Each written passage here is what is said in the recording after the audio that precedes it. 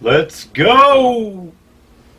How you doing? I'm Scotty. And I'm Mikey. And together we are SNM Sportz.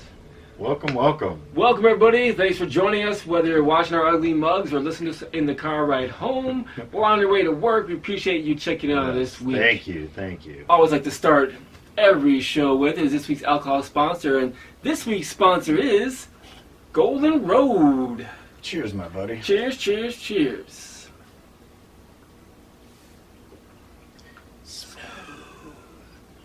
Ah, yes. It's tasty. It is tasty. The Golden Road Palisades Pineapple is truly a smooth beer, and It is. definitely a great beer to grab for you as you go to that last camp out of the year, as school's back in session, football's about to start.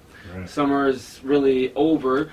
It's a great beer that you can really pair with any kind of food or anything off the grill. So we appreciate Golden Road and enjoying this one. Tasty. Yes, it is. All right, folks, so we're back in to our regular format, but actually we're going to switch it up a little bit now that we're into football.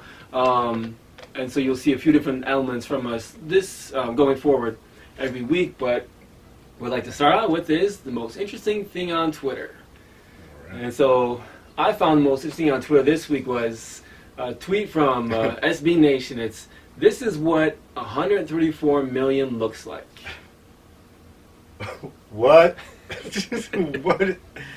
What is he wearing? Oh my gosh.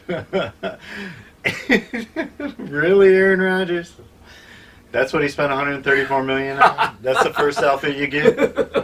What is that? Lord. He looks like Woody from Toy Story when I saw this. Right. Oh, I mean, where's the pull string on that? It's the only thing that outfit's missing. That's awesome. That's awesome. And the best part about this, I knew that when Scotty was going to look at this and see those 134 million, he figured that I was going to put up this picture. Yeah, this is what 134 million looks like. It looks good. Yeah, it definitely looks good. Oh, man. So let's talk about it, Scotty. Khalil Mack, he's a I bear. can't believe it. I can't believe it. He's a game changer, and he's on our team. Wow. Christmas came early to Chicago this year. Yes, he did. Wow. Yeah. Santa Claus, he's Mac-tastic, baby. Yeah.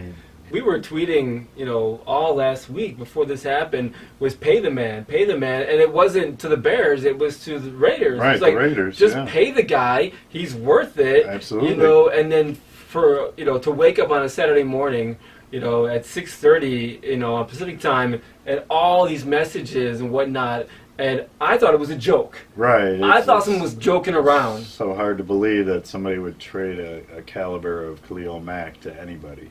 But Yeah, and the Bears took a matter of 24 hours to make the trade and then do the long-term deal for this guy and then get him to Chicago to sign on the dotted line, where the Raiders couldn't get this done in 3 months. Right. Yeah, he didn't show up at any of the workouts the whole time. They knew he meant business right off the bat and still didn't find a way to work it out. Yeah, that's true. And he was very honest and open about it, that I'm not playing until you give me a long-term deal. Right, I'm not going to any workouts, any training camp, anything until you get this straight.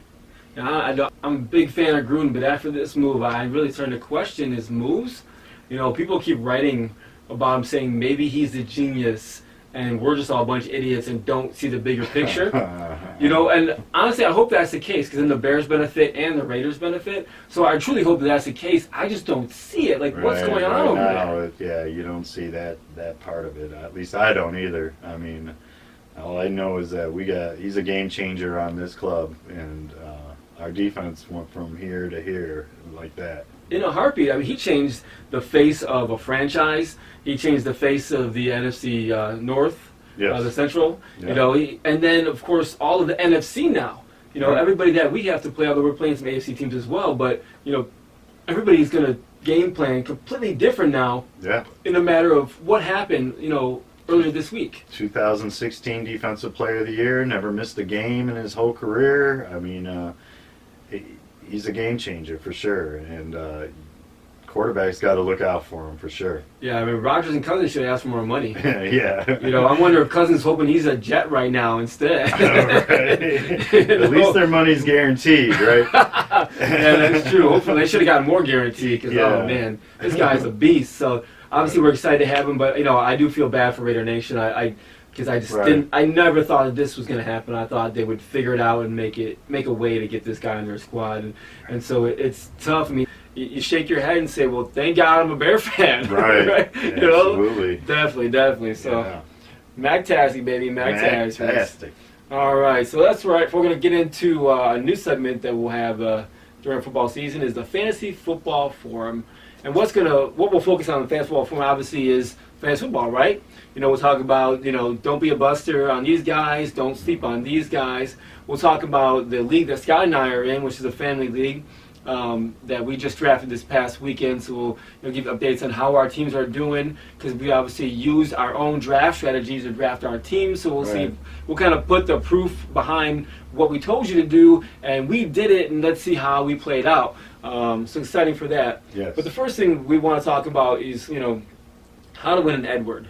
I might ask, well, what is an Edward? What's well, an Edward? Exactly. What is an Edward? This is what Edward is. This is the trophy for our family team. It's named after my late grandfather. It's a pretty awesome trophy right there, I tell you what. Oh, man, I'm excited. If you look real closely on that picture, if you see that picture on Twitter, which it's up there now for you, the 2018 champ, it says Michael. Congratulations, sir. Oh, thank you, sir. I'm the returning champ for the league. Nice. I placed every year. I placed in second in the first year, and then I placed third or fourth every other year going forward. So it's nice to finally win this league. And so this, as we speak, the trophy is en route to Los Angeles, California. It should be on the set next week for everyone to see in all its glory. So Scotty can be jealous that I at least have won something, since he keeps beating me in the picks.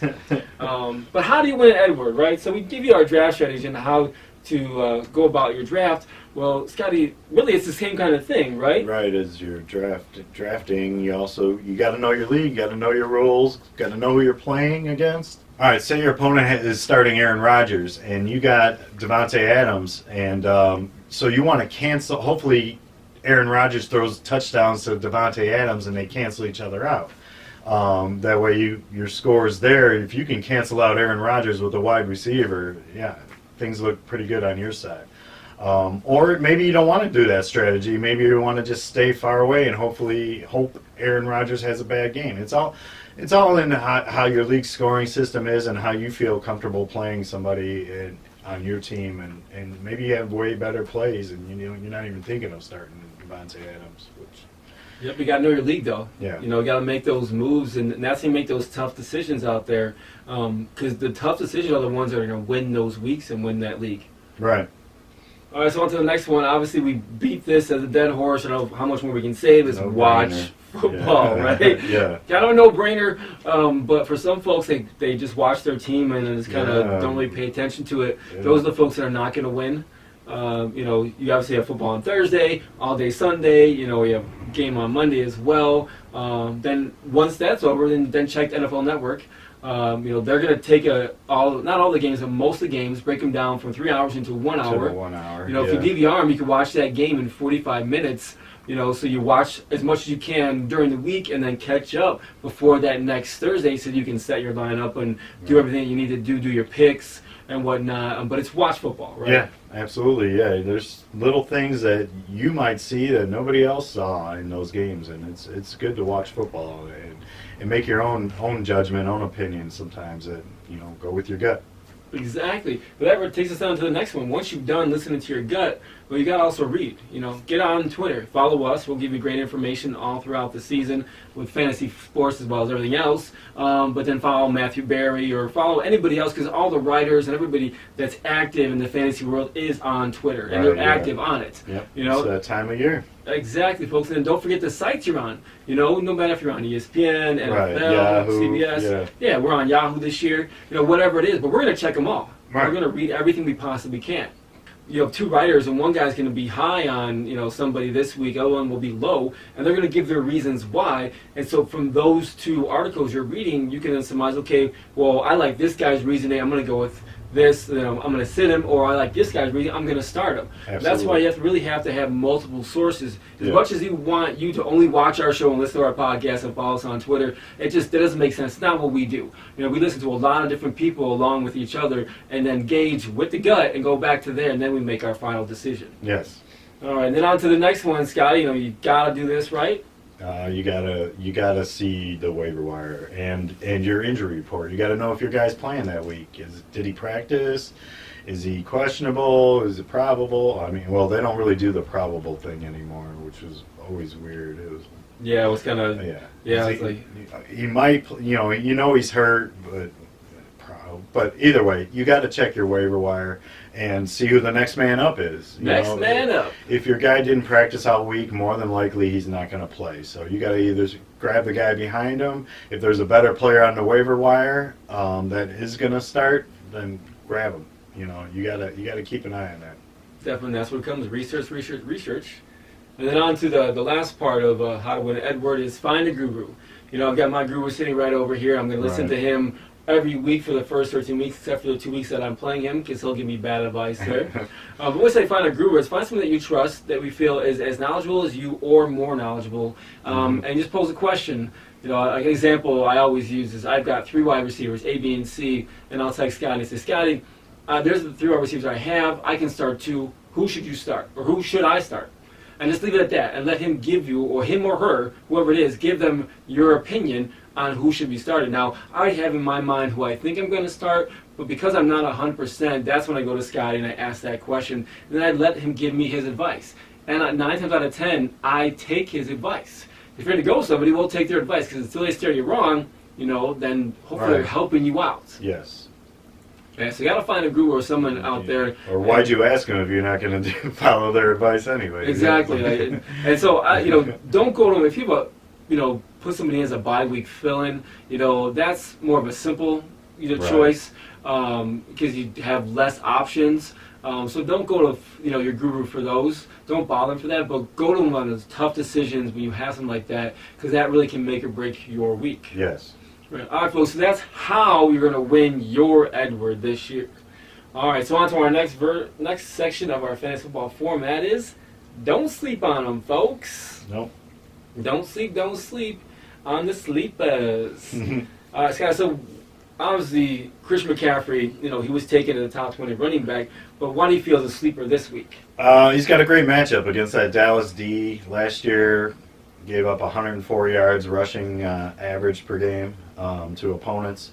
So he's going to be the workhorse there for sure, even with C.J. Anderson around. McCaffrey is a guy. He was a workhorse in college at Stanford, and he's a playmaker, and I just see him having a really good game this week against an iffy Dallas defense.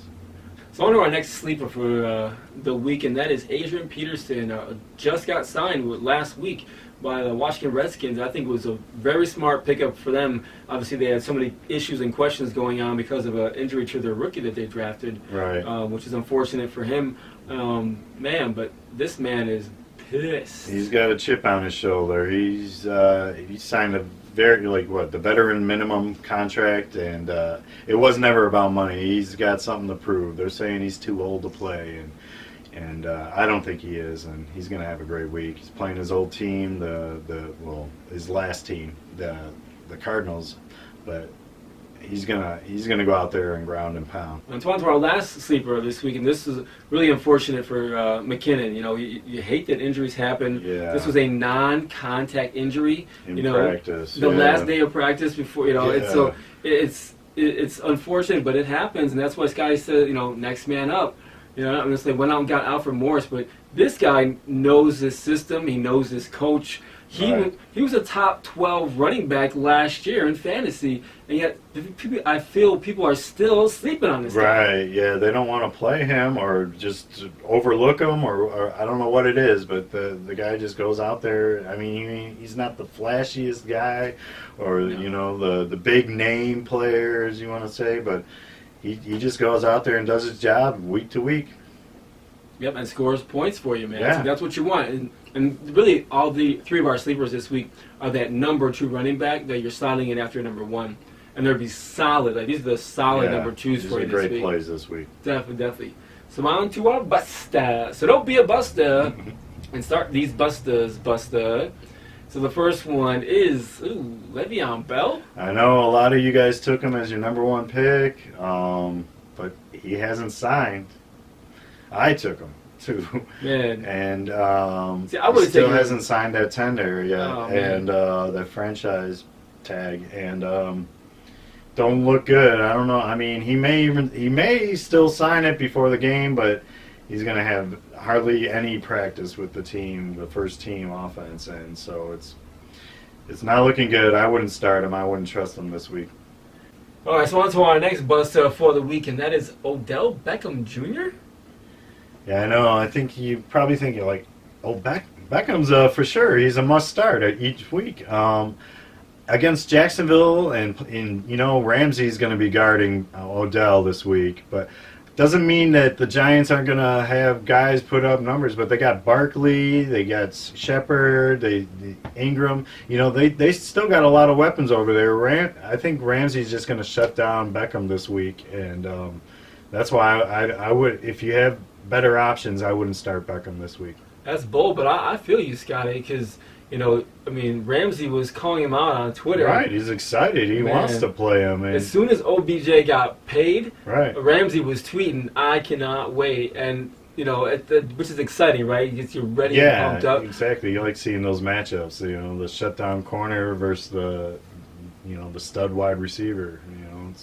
And that's what we just talked about. You got to do your research and know, who are these wide receivers facing? Right. Because that matters as much as the rest of the defense. Yep. And especially with a shutdown corner like Ramsey and a staunch defense like Jacksonville. Yeah. The Giants and Jacksonville are contenders this year. Yeah. Which it hasn't been said, but they're Super Bowl contenders this year, folks. They're in that conversation. Right. It's a great matchup in Week 1, so I'm bringing my popcorn. Right.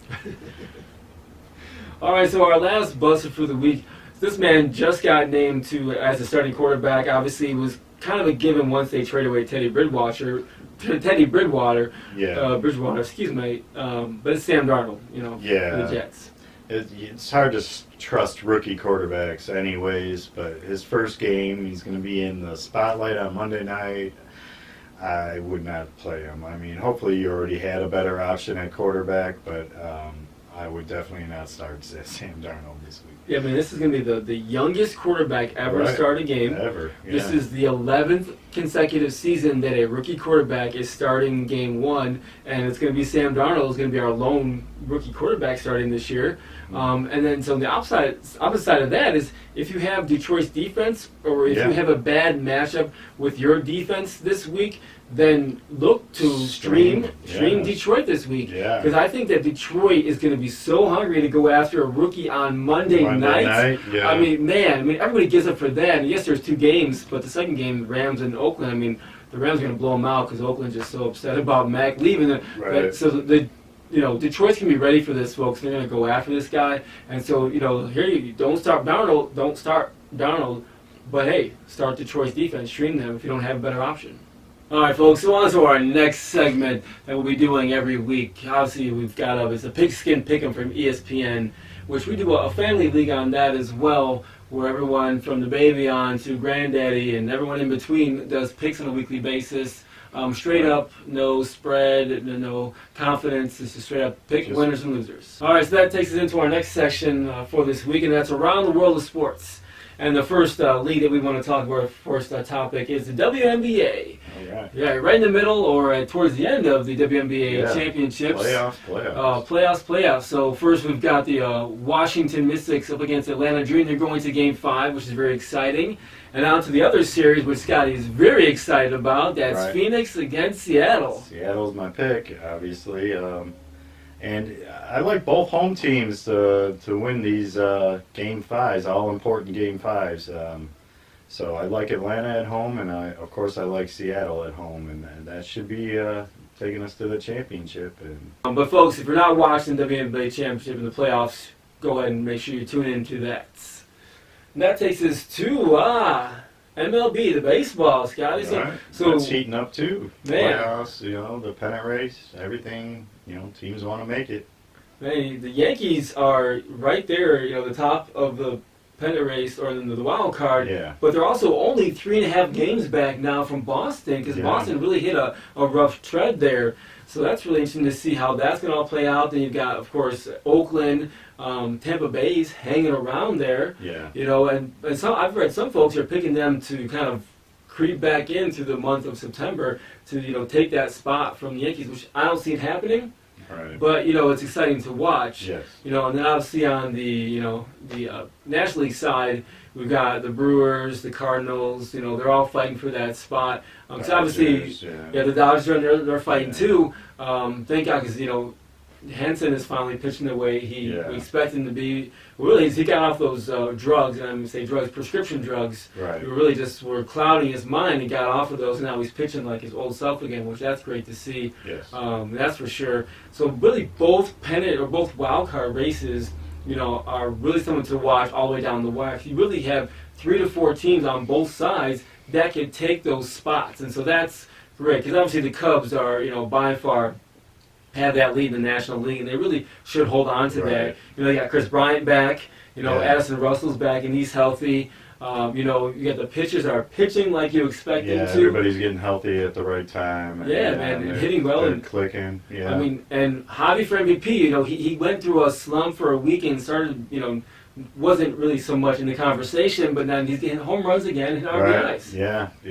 He's having that season like we thought he would in the second half, and he's got to be mentioned in that talk for MVP. All right, so that takes us to our third topic for around the world in sports, and that is the NBA. Yeah, so it was exciting to see the NBA come out, and once again, they're by far leading the pack when it comes to organizations out there. They said this coming season, players don't have to wear shoes that match their uniform. They can wear whatever they want. Because Ben Zobrist got fined when he was wearing black cleats instead of blue cleats. Yeah, it's a players' league. NBA is definitely a players' league. They know their product, and they listen to their product and what their product wants. Which I hate to call men product, but basically they know what their stars want, and they know how to showboat them and show them off, and it's good for the league too. If this guy's, it's good for everything, for marketing, brand, and that player, and the league. Like everybody wins, on that account.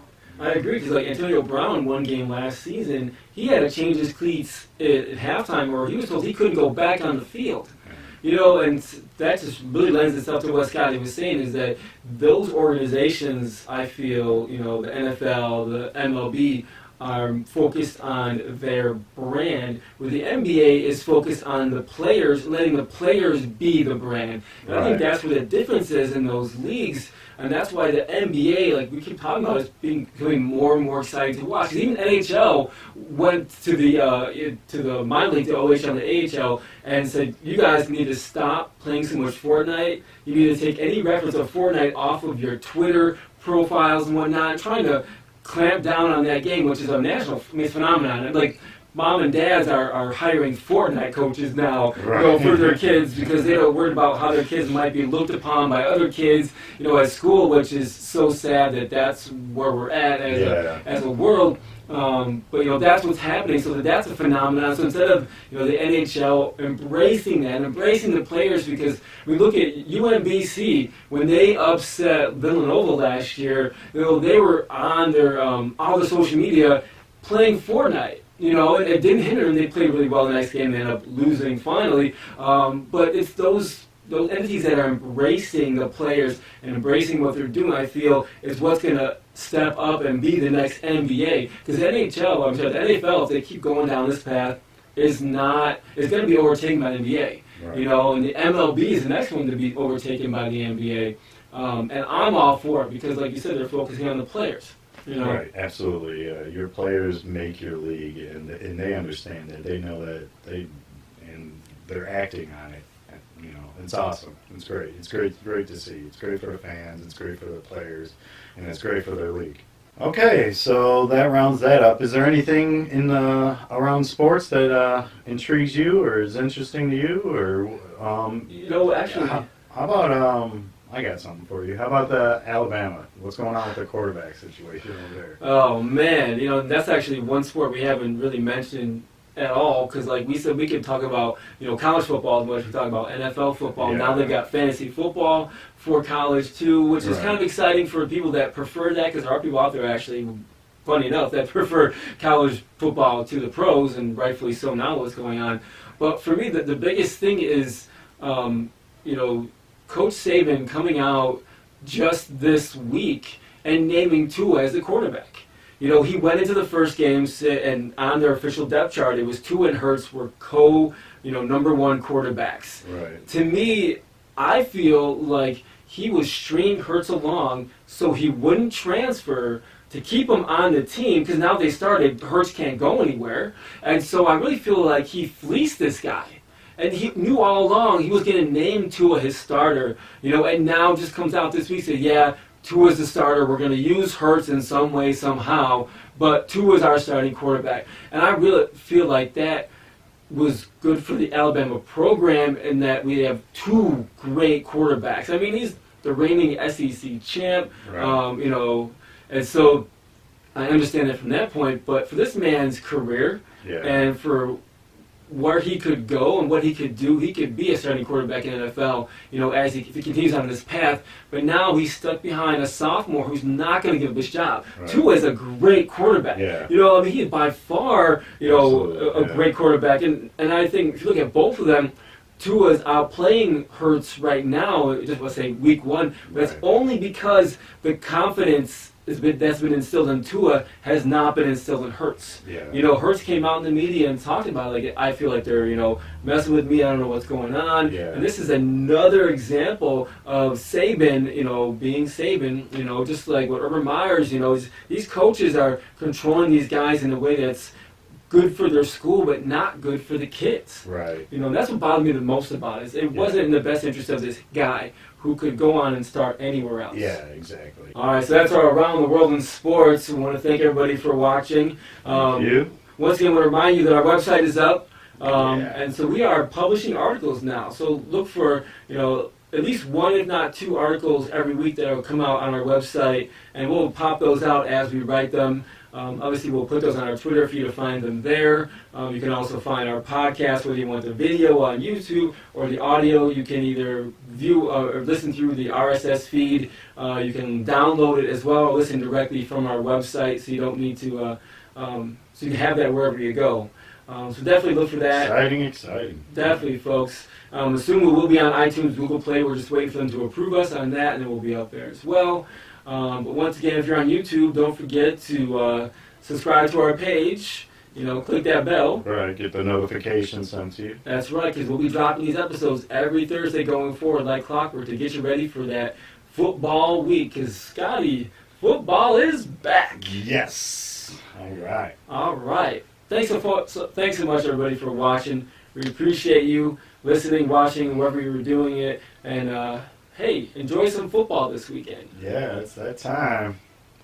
Speaking of that time, let's go! And cut! That was perfect.